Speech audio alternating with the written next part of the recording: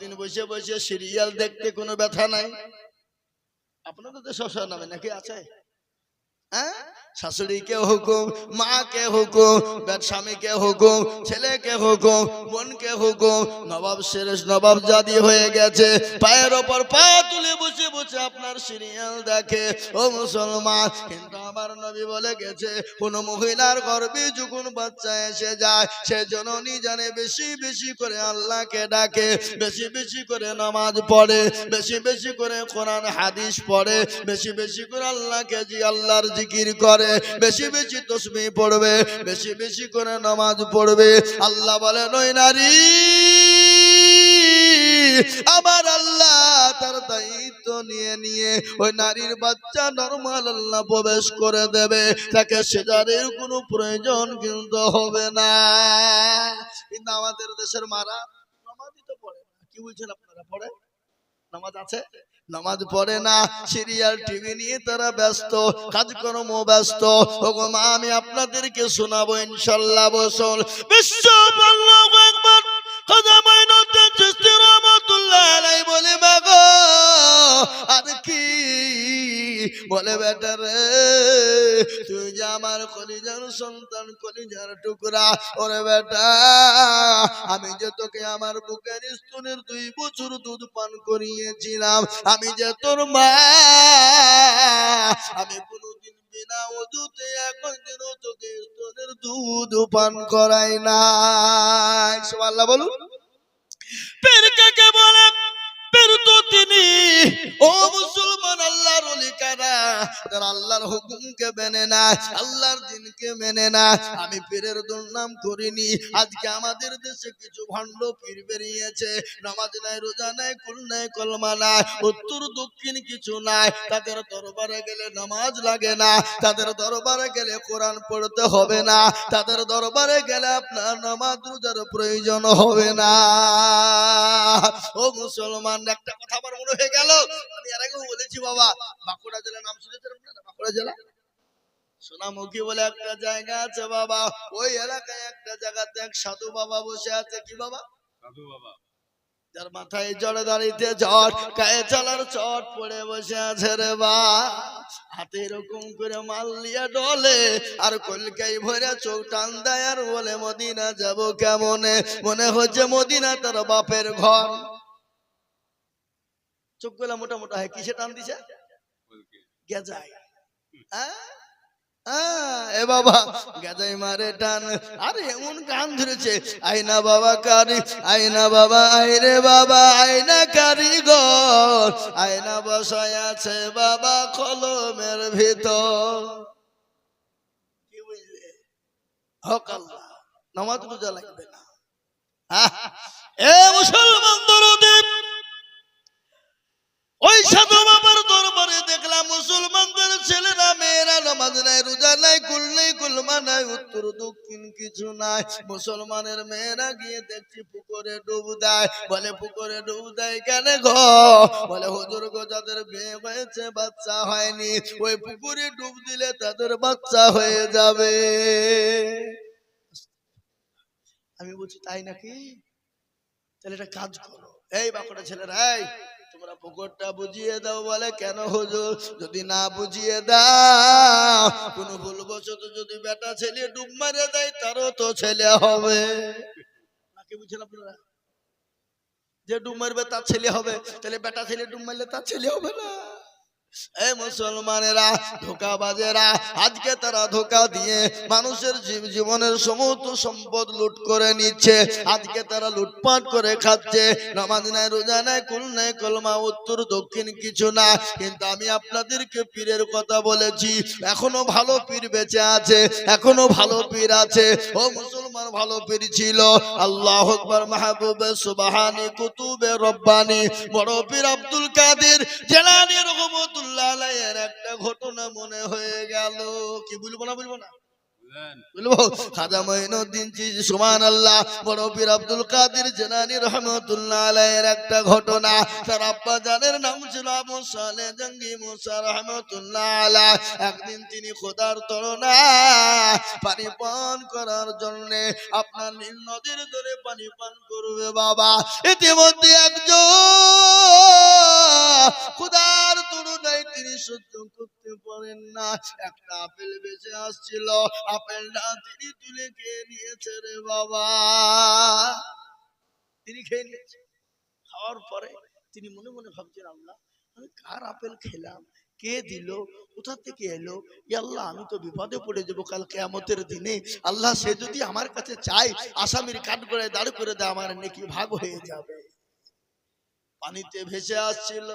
কিন্তু আমাদের ভিতরে অনেক নেতা আছে, আমাদের ভিতরে অনেক মোড়ল আছে, আমাদের দেশে অনেক মাতাব্বর আছে, আমাদের দেশে অনেক চাচা আছে, আমাদের দেশে অনেক দাদা আছে। পরের মালকে লুটপাট করে খায়, পরের মালকে চুরি করে খায়, এতিমের মালকে ভক্ষণ করে খায়, এতিমকে না দিয়ে মানুষের মালকে ঠগিয়ে খাই। আছে না নাই? আপনাদের দেশে নাই নাকি? এই দেশ আছে? এ বাবা, গরিবের মালকে লুটপাট করে খায়, মানুষের হককে নষ্ট করে দেয়, হককে নষ্ট করে দেয়। কিন্তু শুনে নেন, হুকুকুল্লাহর হুকুকুল ইবাদ, এক হলো আল্লাহর হক আর একটা হলো বান্দার হক। কেউ যদি আল্লাহর হককে নষ্ট করে দেয়, আল্লাহ ইচ্ছা করলে ক্ষমা করে দেবে। আর কেউ যদি বান্দার হক নষ্ট করে, আল্লাহ যতক্ষণ পর্যন্ত ক্ষমা না করবে ততক্ষণ পর্যন্ত কেউ আল্লাহ ক্ষমা করবে না।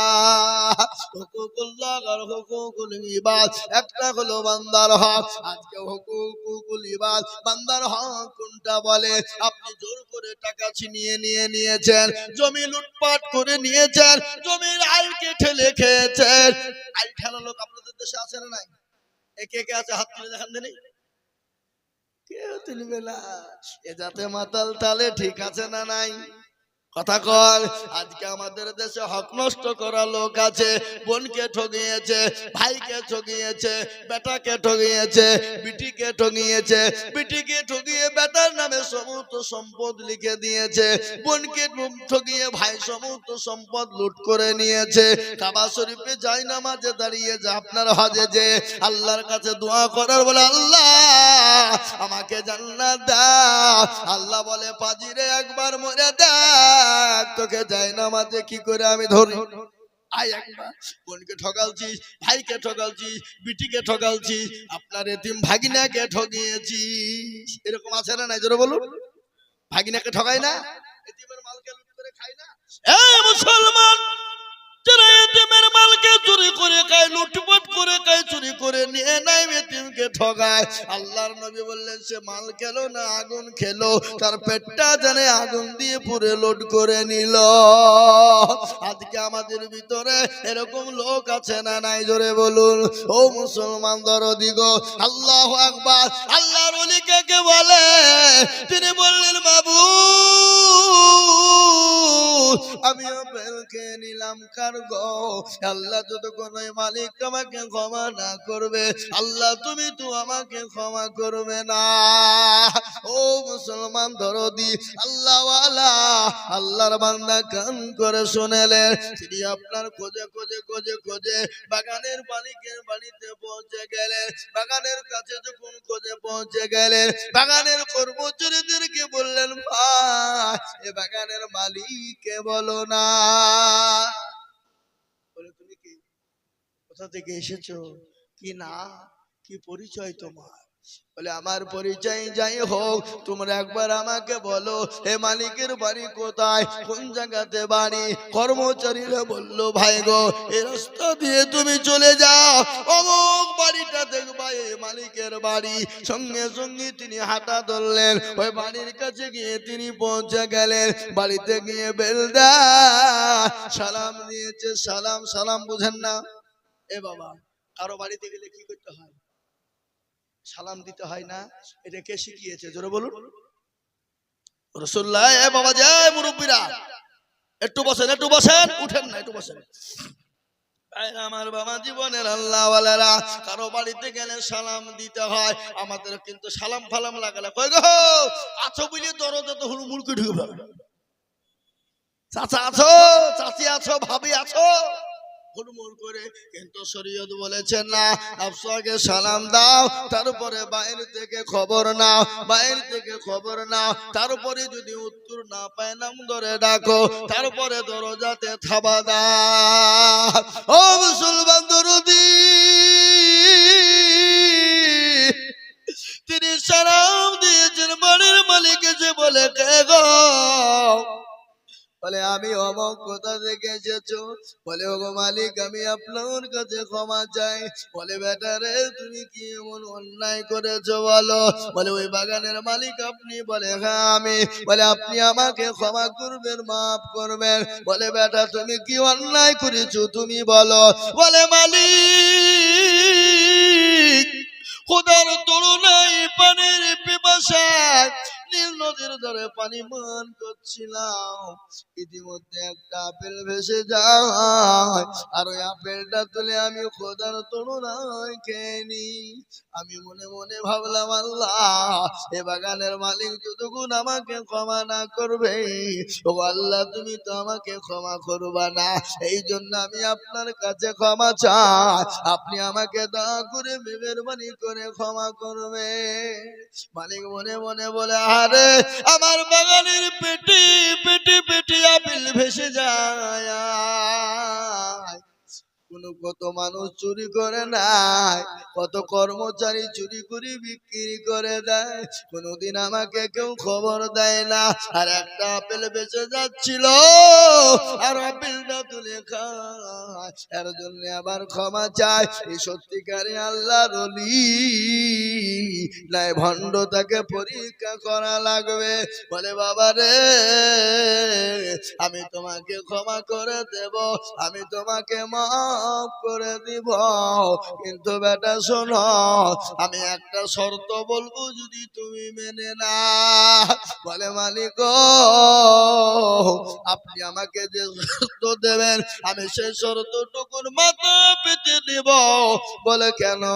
দুনিয়াদার দুনিয়া না, এ দুনিয়া সামান্য জিন্দেগি, কিন্তু আসল জায়গা যেটা কবর, পরকালটা বড় কঠিন, জাহান্নামের আগুন বড় কঠিন। আপনি বলুন কোনটা বলবেন?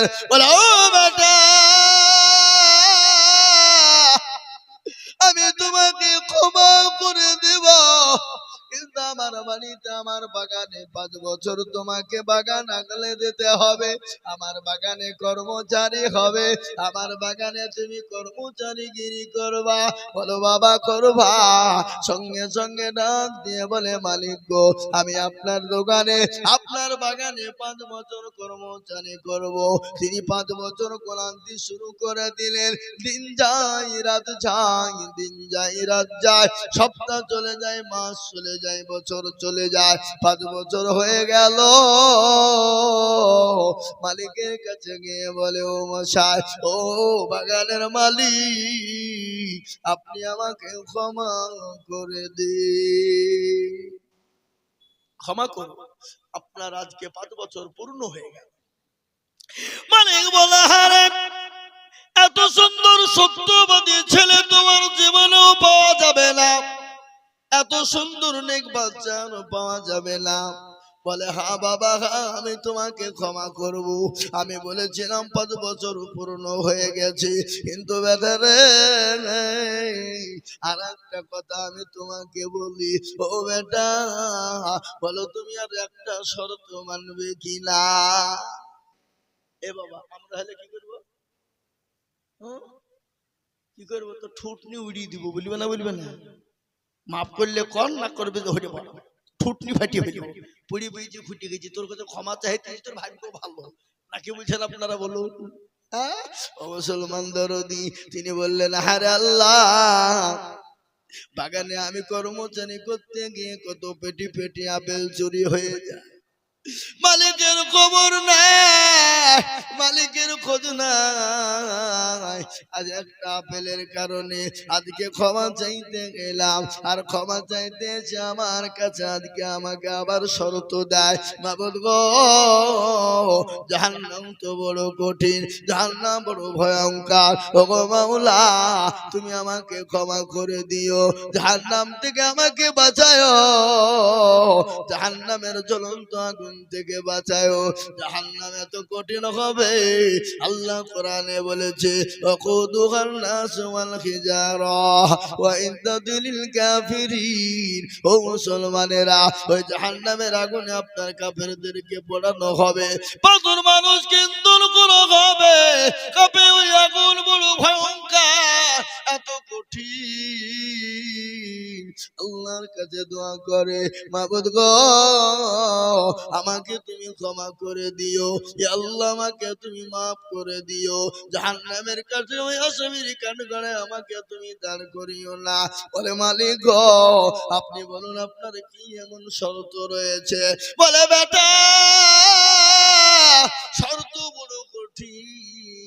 বলে ও মালিক, যতই কঠিন হোক জাহান্নামের আগুনের থেকে কঠিন নয়, কবরের আযাব থেকে কঠিন নয়। ও মুসলমান গো, আজকে কবরের কথা মনে পড়ে না? কবর বড় কঠিন বাপরে, কবর বড় ভয়ঙ্কর। বিশ্ব নবী দয়ার নবী বলে গেলেন, আমার উম্মত উম্মতি যদি জানতো কবর কোন জায়গা, মানুষ মরে গেলে জীবন কোনদিন মানুষকে কবরে রাখতো না। আল্লাহর নবীর বিবি মা খাদিজাতুল কুবরা রাদিয়াল্লাহু তাআলা আনহার ঘটনা আপনাদেরকে একটু শোনায়। বিশ্ব নবীর সঙ্গে মা খাদিজা যখন বিবাহ হয়েছিল, কি হয়েছিল? বিবাহ।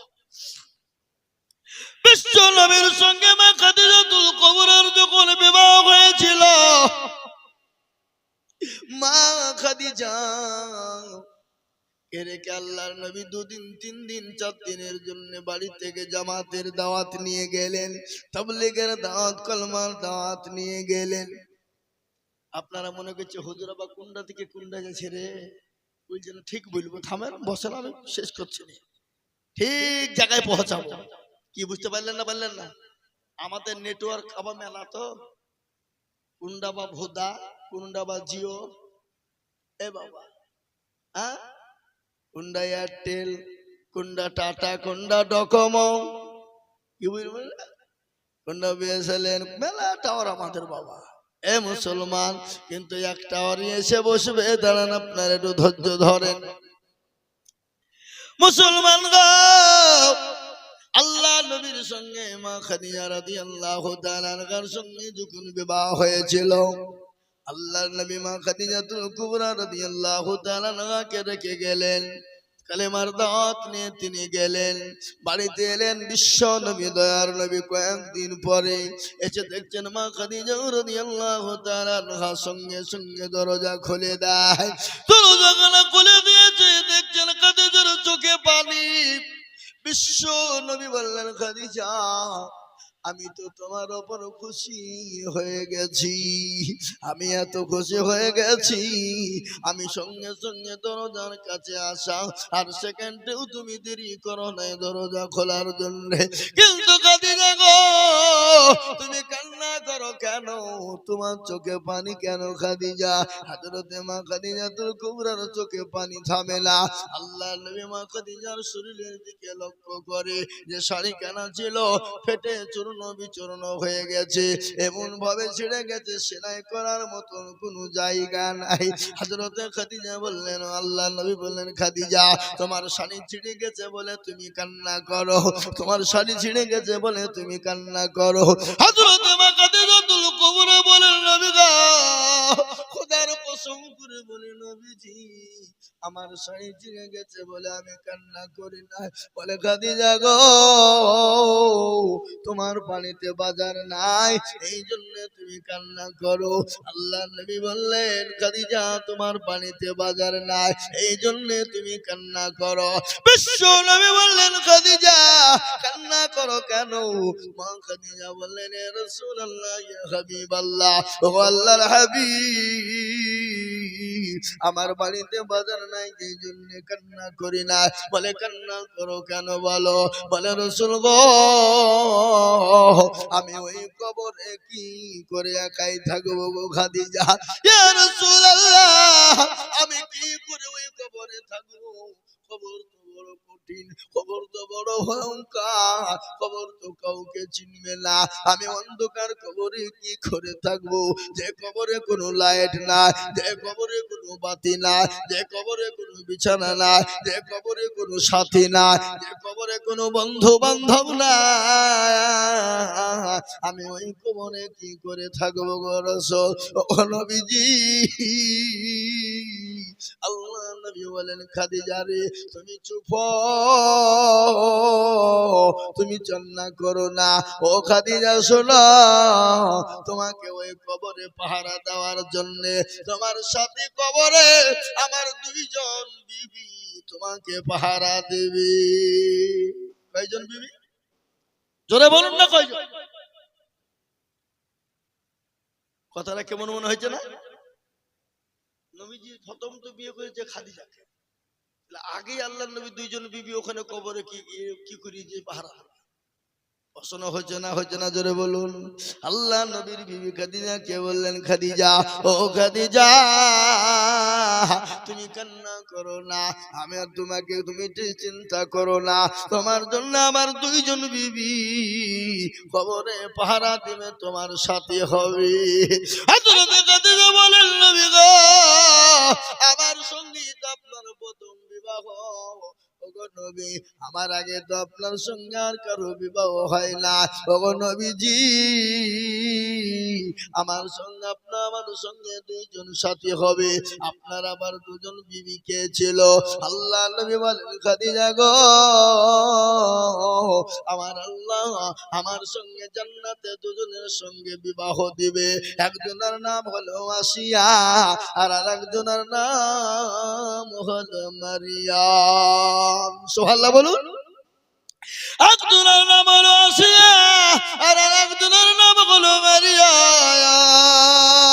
বলে নবী গো, আসিয়া আপনার কি করে বিবি হবে? বলে, ও আসো বিবি খাদিজা, তুমি কি জানো আসিয়ার স্বামী ছিল, তার নাম হলো ফেরাউন। আসিয়ার স্বামী কি নাম বলুন? ফেরাউন। ওই আসিয়ার উপরে এতটা জুলুম করেছিল, অত্যাচার করেছিল। আসিয়াকে ফেরাউন বলেছিল, আসিয়া গো, একটাবার আমাকে খোদা বলে মানো, আমাকে একবার প্রভু বলে মেনে নাও, আমাকে স্রষ্টা রব বলে মেনে নাও, আমাকে প্রতিপালক বলে মেনে নাও। হযরতে আসিয়া বলেছিল, ও স্বামী গো, আমি তো আপনাকে স্বামী ছাড়া কোন রকম ডাকতে পারি না, আপনি আমার স্বামী, আমি আপনার বিবি।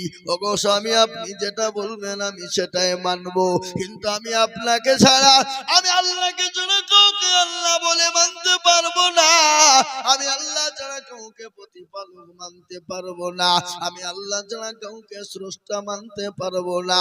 ওগো স্বামী, আমার ওপর যত স্টিম রোলার চলো, আমার ওপর যত অত্যাচার হোক, আমি কোন রকম আল্লাহ ছাড়া আমি কাউকে মানতে পারবো না।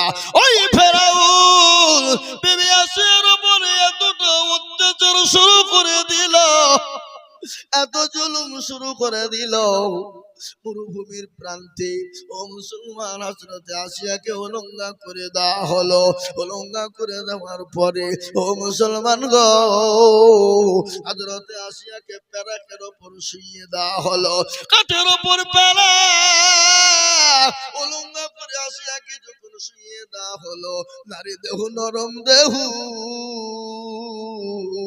সহ্য হয় না, হযরতে আসিয়ার বুকের উপর পাথর চাপিয়ে দেওয়া হলো। আমার আল্লাহ তাদেরকে বলে, ওরে ফেরেশতা,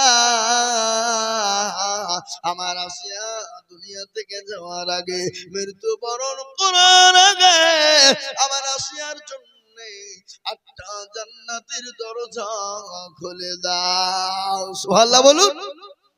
8টা দরজা খুলে দাও,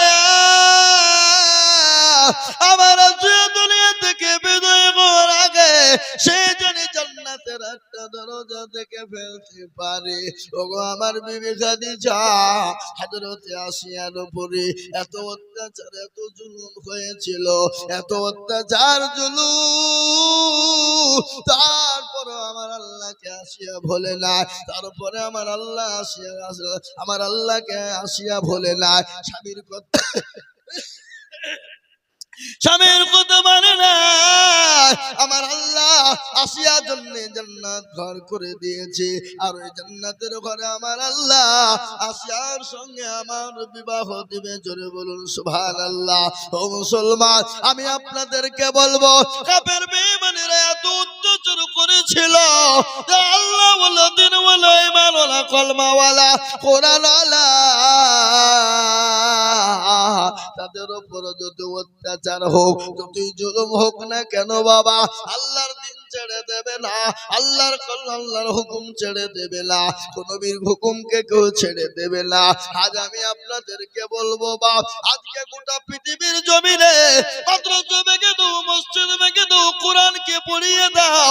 আজ আমি বলবো মুসলমান যতদিন পৃথিবীতে আছে, মাদ্রাসা আছে, মসজিদ থাকবে, কোরআন আছে, কোরআন থাকবে, ইনশাআল্লাহ শেষ করে দিতে পারবে না। একটু হাতটা উঁচু করে দিয়ে একবার মহাব্বত দিয়ে বলুন ইনশাআল্লাহ। তুলুন হাত তুলুন।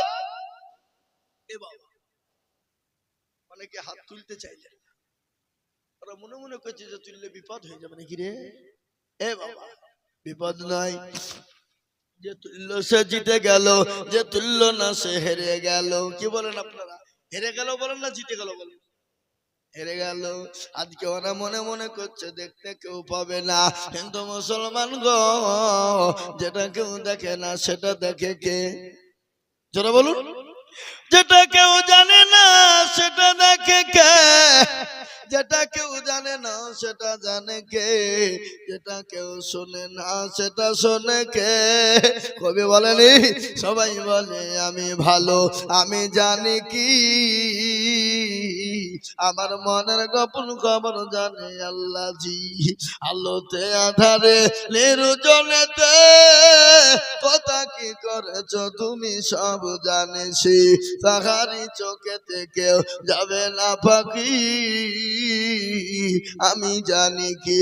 ও মুসলমান দরদি, আজ আমি আপনাদেরকে বলবো, সকলকে ফাঁকি দেওয়া যাবে, কিন্তু আমার আল্লাহকে ফাঁকি দেওয়া যাবে না। সকলের সঙ্গে চালাকি চলবে, আমার আল্লাহর সঙ্গে চলবে না। তাই আমি আপনাদেরকে বলবো বাপরে, নবীর প্রেমিক কারা, আল্লাহর প্রেমিক কারা?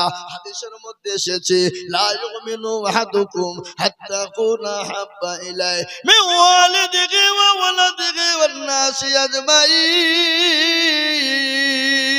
ওই ব্যক্তি ইমানদার, ওই ব্যক্তি পরহেজগার, যার নিজের জীবনের থেকে, সন্তানের থেকে, বিবি থেকে, বাচ্চা থেকে, সম্পদের থেকে আল্লাহ তার রাসূলকে সব থেকে বেশি ভালোবাসে। তাই আমি আপনাদেরকে আরেকবার বলবো বাপ, হুজুর গো, পৃথিবীর জমিনে যতদিন থাকবো আল্লাহ তার রাসূলকে নিজের জীবন এবং সন্তান, বিবি, বাচ্চার থেকে, সম্পদের থেকে বেশি ভালোবাসবো। আরেকবার হাতটা তুলে বলুন ইনশাআল্লাহ। তুলুন হাতটা, নামিয়ে দিন মুসলমান, বলুন কোরআন। আমি আপনাদেরকে গল্প বলি না, কোরআনের কথা শোনো। আল্লাহ বললেন, আল-ইয়াউমা নাখতিমু আলা আফওয়াহিহিম ওয়া তুকাল্লিমুনা আইদিহিম ওয়া তাশহাদু আরজুলুহুম বিমা কানু ইয়াকসিবুন। কিয়ামতের দিনে রে বাবা, জমানে তালা মেরে দেবে, আজকে বলবে কোন কাজে ব্যয় করেছিল। সেদিন বলবে মৌলা। নতুন হাসানপুরের জলসায় বক্তা দিদুল বলেছিল, আল্লাহর প্রেমিক কারা, নবীর প্রেমিক কারা, দিনের প্রেমিক কারা, ইসলামের প্রেমিক কারা, দিনকে বাঁচানে ওয়ালা কারা, আল্লাহর দিনকে হেফাজত করনে ওয়ালা কারা? হাতটা তোলো তারা। হাতটা তোলার কারণে জাহান্নামটা হারাম হয়ে যাবে রে বাবা, জান্নাতটা ওয়াজিব হয়ে যাবে। আজ আমি বলবো মুসলমান গো, ও নতুন হাসানপুরের বাবা জীবন ভাইরা,